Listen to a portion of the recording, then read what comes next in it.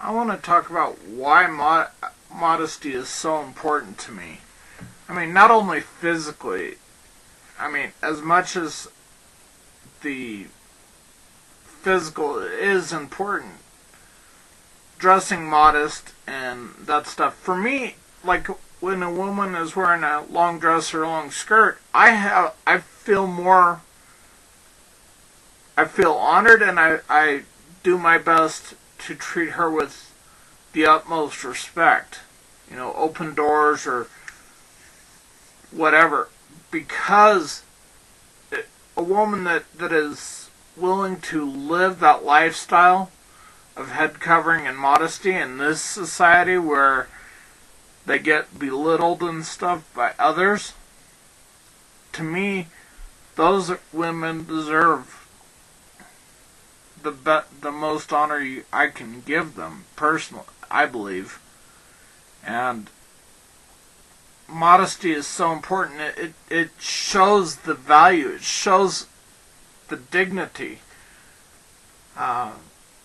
In some ways, you might consider this modesty for me as a man, because there are a lot of women today that don't like beards, and that's fine.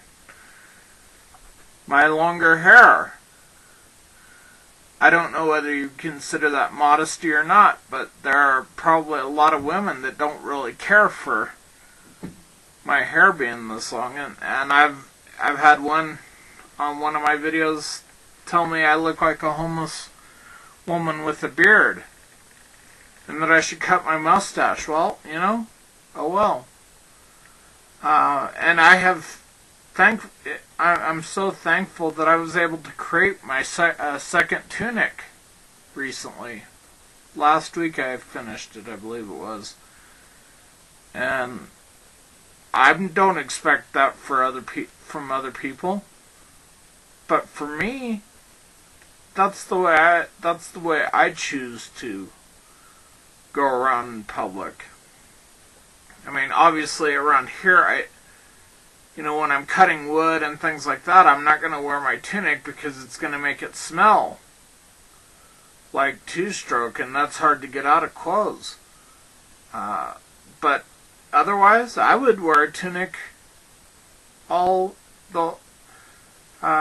in everything I do, unless it's a safety issue. And for me, just to see women that embrace the lifestyle, to me it's a symbol of her desire to live a covenant lifestyle. That's why I see modesty, long dresses and long skirts, and as so priceless and so beautiful, and where it's just, for me, it's something I pay attention to greatly when women dress like that, because it's like, that's not something that is normal for this culture. So those are the people that stand out to me. Those are the ones that are saying, I'm serious about my walk. You know, those will wear the tassels, the seats. To me, that can be to wear those in public, the seat, like in this one, Yud Hey Vav Hey, 10-5-6-5. To wear these things, and most people have bigger ones, but to wear those in public, that's a declaration in a way, in some ways. It's an accountability. I know for me it's been an accountability without an accountability partner. You can watch my video on how much it changed for me. But there is another part of modesty that's so extremely important, is how we see ourselves, and not being self-important, because when people become self-important, they become prideful, and like Scripture says, pride comes before the fall. I think a lot of things where the way people dress is a prideful thing. Oh, well, I don't have to do that, but it takes humility to dress like we should. It takes humility to admit when we're wrong. It takes humility. It takes modesty to know that we don't become puffed up. You know, especially if those that are teachers and people say, "Oh, you're so good, such a good teacher," and all this and that. Others, not to me, by any means. I'm not even close. And people will take that and start thinking a lot of themselves, and that's dangerous. And it's just like Scripture talks about.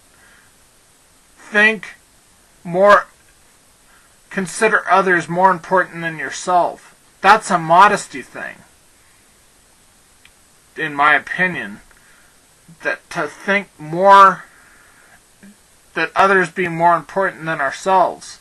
To realize that we're a bit of dirt that He has poured His Spirit into. So that's why I see head covering and modesty and longer hair as so beautiful, because it's not something that's common in this culture, this cult of culture. And, you know, humble people that can be humble teachers. That is beautiful. That is priceless. So hopefully this gives some idea of why it is so important. And why I respect people for modesty.